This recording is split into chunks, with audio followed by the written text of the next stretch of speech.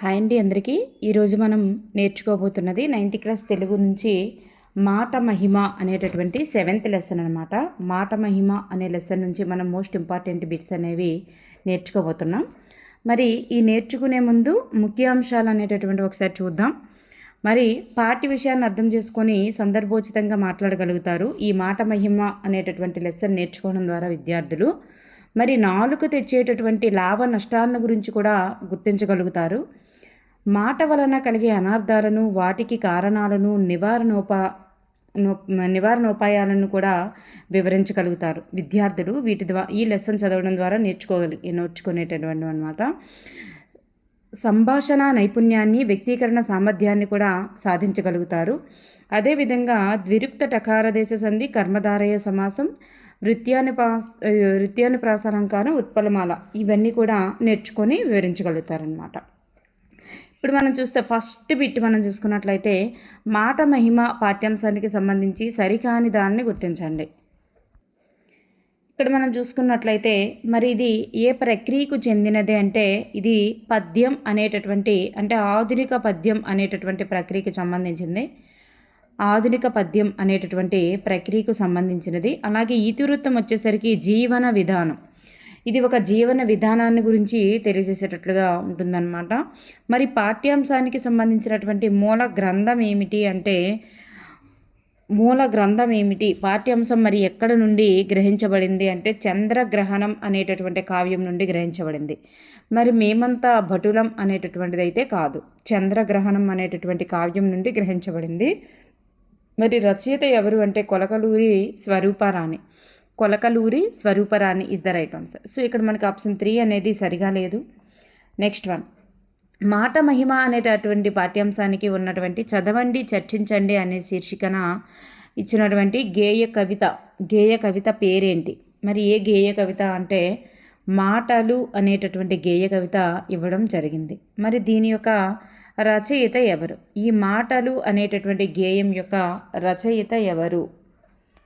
BVV Prasad గారు. BVV Prasad is the right answer. మాట తీరు బాగోలేకపోతే ఎదురయ్యేటటువంటి కష్ట నష్టాలను తెలియజేయడం, మాట విలువను తెలుసుకొని యోగ్యతతో కూడినటువంటి మాటలను మాత్రమే మాట్లాడడం, అలవరుచుకునేలా చేయడం అనేది ఉద్దేశంగా కలిగినటువంటి పాఠం ఏది? ద రైట్ ఆన్సర్ ఈజ్ మాట మహిమ. అంటే మనకి ఇట్లా ఇస్తారనమాట బిట్టు లేటెస్ట్ వెర్షన్స్లో.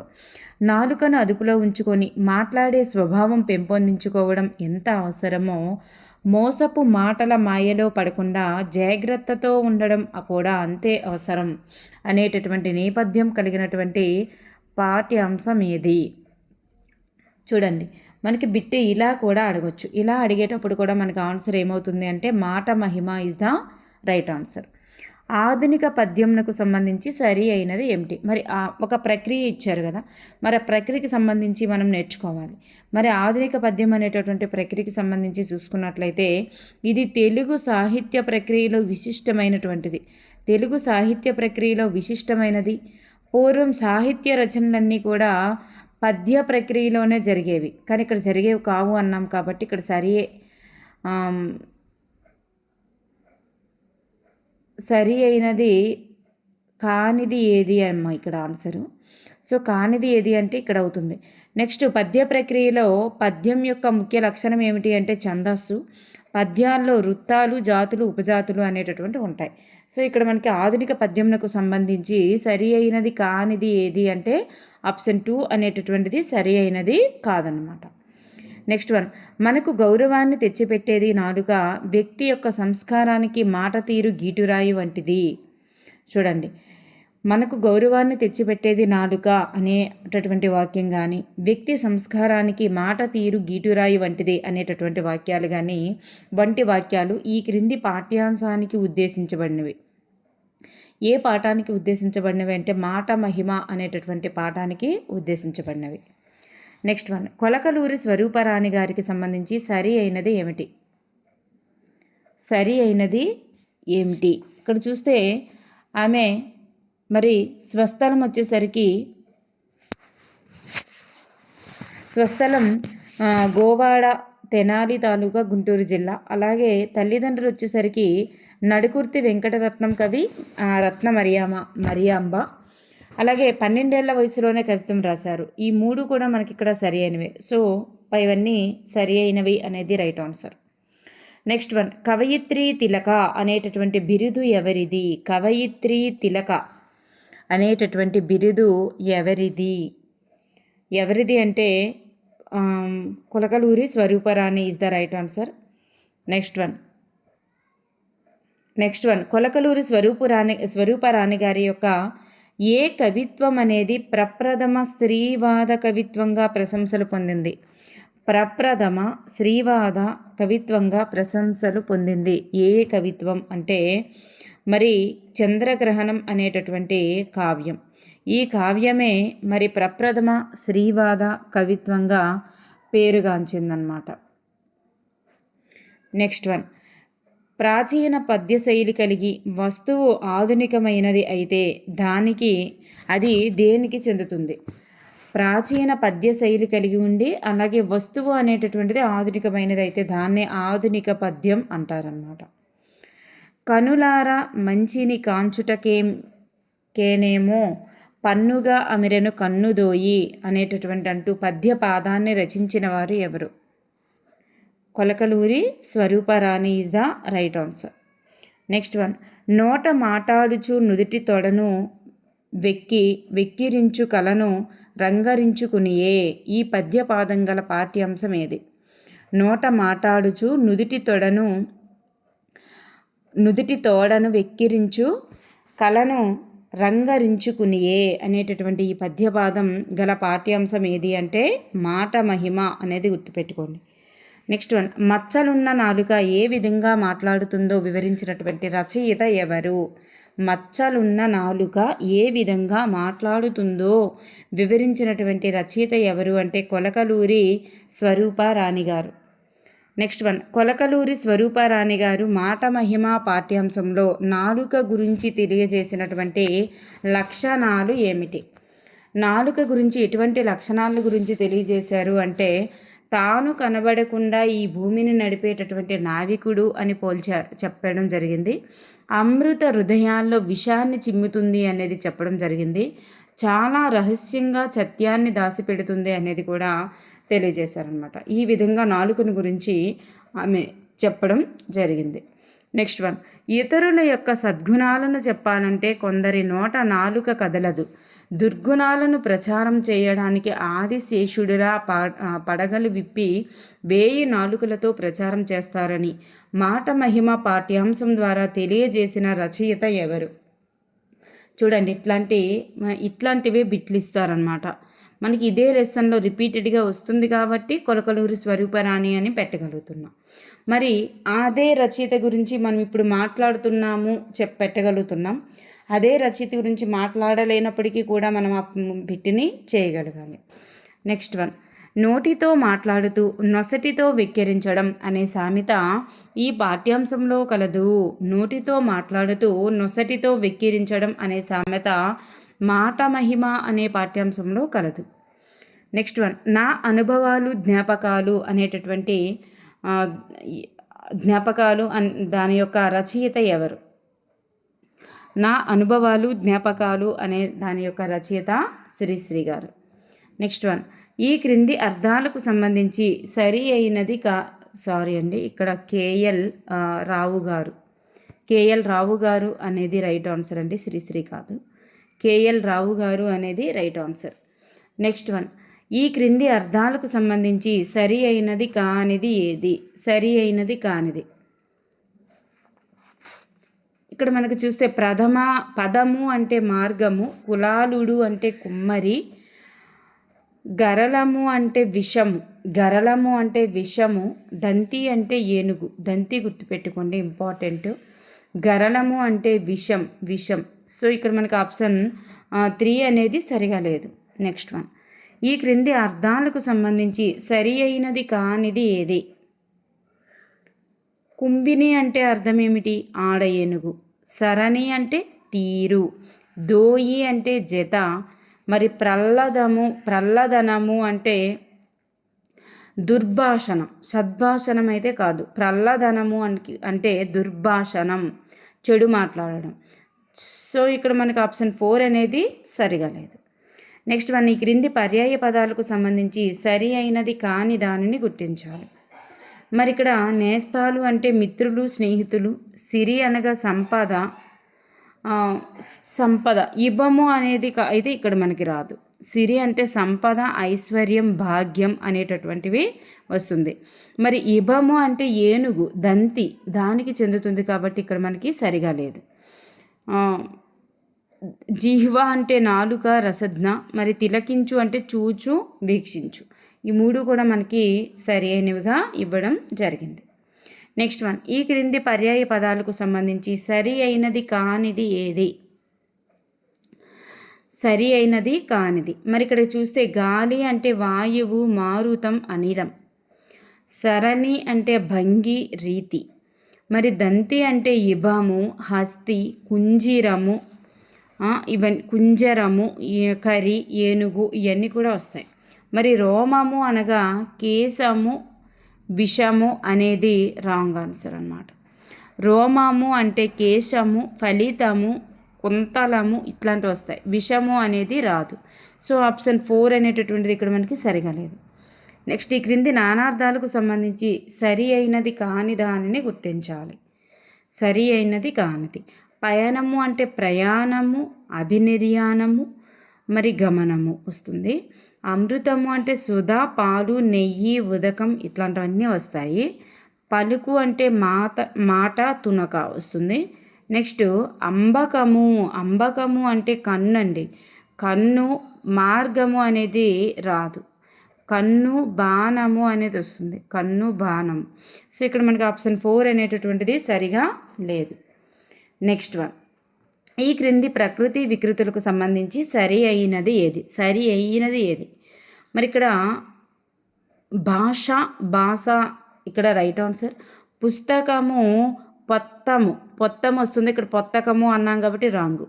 దూరము, దూరముకి దవ్వు రావాలి.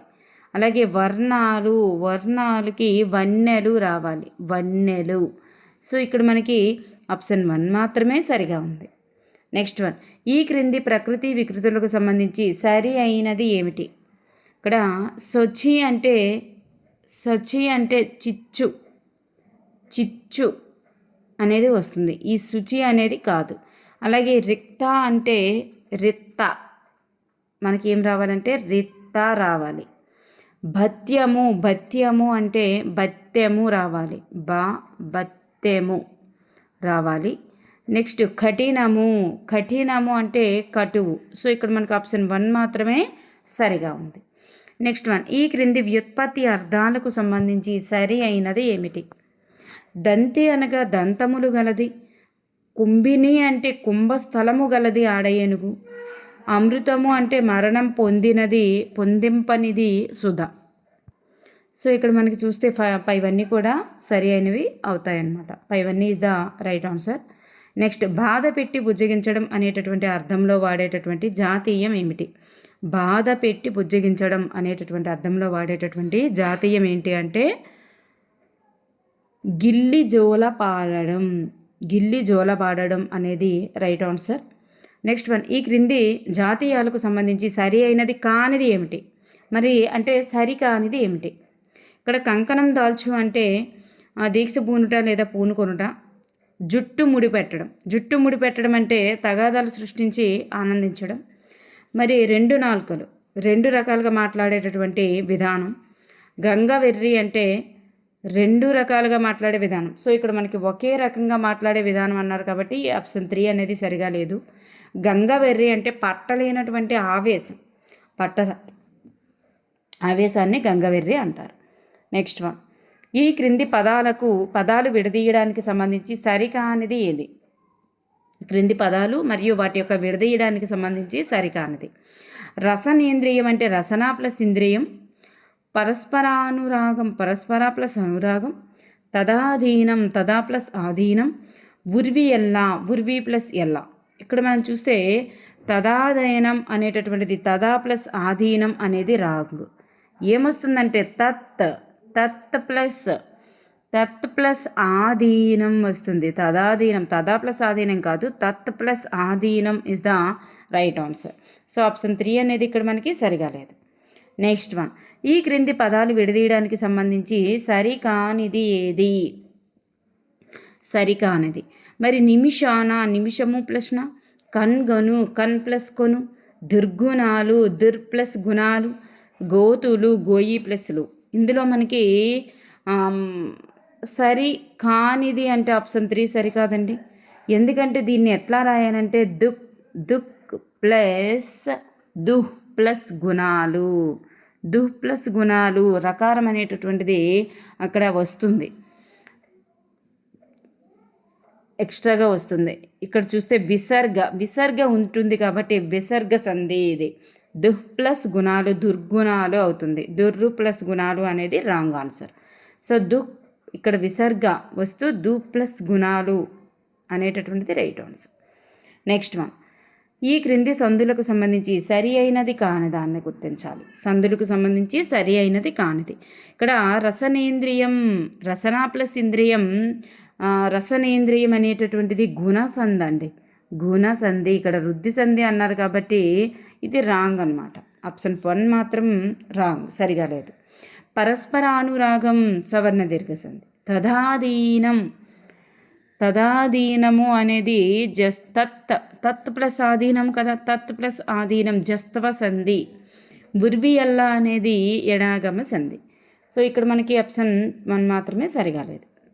నెక్స్ట్ వన్, క్రింది సందులకు సంబంధించి సరి అయినది కాని దాన్ని గుర్తించాలి. ఇక్కడ కూడా నిమిషాన, నిమిషము ప్లస్న లులనల సంధి. కన్గను, కను, కన్ ప్లస్ కొను, కన్ ప్లస్ కొను సరళాదేశంది. దుర్గుణాలు, దుక్ ప్లస్ గుణాలు విసర్గ సంధి. గోతులు, గోయి ప్లస్లు, గోతు ప్లస్లు కాదు, గోయి ప్లస్లు, గోతులు ఔపవిభక్తిక సంధి, ఔపవిభక్తిక సంధి అనేటటువంటిది అవుతుంది. లులనల సంధి కూడా కాదు, ఔపవిభక్తిక సంధి అనేటటువంటిది అవుతుంది. ఆప్షన్ 4 అనేటటువంటిది సరిగా లేదు. నెక్స్ట్, ఈ క్రింది వాణిలో ఉపమాన పూర్వపద కర్మధారయ సమాసానికి సంబంధించి సరి అయినది కాని దాన్ని గుర్తించాలి. ఉపమానం పూర్వపదంగా ఉండాలి అంటే పోలిక, ఏదైతే పోలిక తెచ్చుకుంటామో అది పూర్వపదంగా ఉండాలి. చూడండి, ఇక్కడ ప్రాణహాని, లోకాఖండము, జీతభత్యాలు ఈ 3 కూడా మనకి ఇక్కడ చూస్తే ఈ 3 కూడా ఉపమాన పూర్వపద కర్మధారయ సమాసానికి సంబంధించి సరికానిది గుర్తించాలి. అమృత హృదయాలు అనేటటువంటిది ఉపమాన పూర్వపద కర్మధారయ సమాసం. మరి లోకాఖండము అనేటటువంటిది మనకు చూస్తే ఇది రూపక సమాసం. మరి ప్రాణహాని అనేటటువంటిది ప్రాణమునకు హాని షష్ఠీ తత్పురుష. మరి జీతభత్యాలు అనేది జీతమును భత్యమును ద్వంద్వ సమాసం. మరి ఇక్కడ సరికాని దానిని కాదు, సరి అయిన దాన్ని గుర్తించండి అంటే మనకి అక్కడ option 1 is the right answer. 1 కానీ అంతకంటే ఎక్కువ కానీ హల్లులు అనేక సార్లు వచ్చినట్లయితే, 1 కానీ అంతకంటే ఎక్కువ హల్లులు కానీ హల్లులు అనేక సార్లు వచ్చినట్లయితే అది ఏ అలంకారం అవుతుంది? అదే వృత్యానుప్రాస అలంకారం అవుతుంది. ఈ క్రింది వానిలో వృత్యానుప్రాస అలంకారానికి చెందినది ఏమిటి? ఇక్కడ చూస్తే చాలా లెటర్స్, కా అనేటటువంటి లెటర్ ఇందులో ఎక్కువగా రిపీట్ అయింది, ఇందులో టా అనేటటువంటి లెటర్ రిపీట్ అయింది, ఇందులో రా, రా, దా, దా అనేటటువంటి లెటర్ ఎక్కువగా రిపీట్ అయింది. సో ఇక్కడ మనకి చూసుకున్నట్లయితే ఇవన్నీ కూడా మనకి మా అనేటటువంటి లెటరు, ధా అనే లెటరు ఇందులో రిపీట్ అయింది. సో ఇక్కడ మనకు చూస్తే పైవన్నీ కూడా సరి అయినవేనండి. ఇవన్నీ కూడా వృత్యానుప్రాస అలంకారానికి చెందుతాయి. నెక్స్ట్, ఇది కూడా ఇక్కడ అనునది ఏ అలంకారానికి చెందుతుంది అంటే ఇది కూడా ఇందులో మనకి ఎక్కువగా డా అనేటటువంటి లెటరు రిపీటెడ్గా వచ్చింది కాబట్టి ఇది కూడా వృత్యానుప్రాస అలంకారం అవుతుంది. నెక్స్ట్, దక్ష, ఇది కూడా ఇందులో కూడా మనకి ఎక్కువగా క్ష అనేటటువంటి లెటర్ ఎక్కువగా రిపీట్ అయింది కాబట్టి ఇది కూడా మనకి వృత్యానుప్రాస అలంకారమే అవుతుంది. ఈ క్రింది వానిలో ఉత్పలమాల పద్యపాదమునకు సంబంధించి చెందినది ఏది? ఉత్పలమాల పద్యానికి సంబంధించి చెందినది ఏది అంటే ఇక్కడ మనకి పైవన్నీ కూడా ఉత్పలమాలకు చెందుతాయండి. ఇవన్నీ కూడా ఉత్పలమాలకి చెందుతాయి. సో పైవన్నీ ఈజ్ ద రైట్ ఆన్సర్ అన్నమాట. నెక్స్ట్ వన్, ఉత్పలమాల పద్యం యొక్క ప్రధాన లక్షణం కానిది ఏమిటి? ప్రధాన లక్షణం కానిది. ఇందులో మనకు ఉత్పలమాల పద్యంలో మనకి ఎన్ని అక్షరాలు ఉంటాయి అంటే మనకి 20 అక్షరాలు ఉంటాయండి. 20 అక్షరాలు ఉంటాయి కాబట్టి ఆప్షన్ 3 అనేటటువంటిది ఇక్కడ మనకి సరిగా లేదు. ఇది వృత్తజాతికి చెందిన పద్యం, ప్రాసనియమం ఉంటుంది. 2వ అక్షరము అన్ని పాదాల్లో ఒకే హాల్లో ఉండడమే ప్రాసనియమం. మరి గణాలు వచ్చేసరికి భరణ బభ్రవ అనే గణాలు ఉంటాయి. మరి ఇతి స్థానం 1వ అక్షరానికి 10వ అక్షరానికి ఏతిమైత్రి చెల్లుతుంది కాబట్టి ఇక్కడ ఎన్ని అక్షరాలు 21 అక్షరాలు కాదు 20 అక్షరాలు ఉంటాయి కాబట్టి ఆప్షన్ 3 అనేది ఇక్కడ మనకి సరిగా లేదు. Thank you for everyone.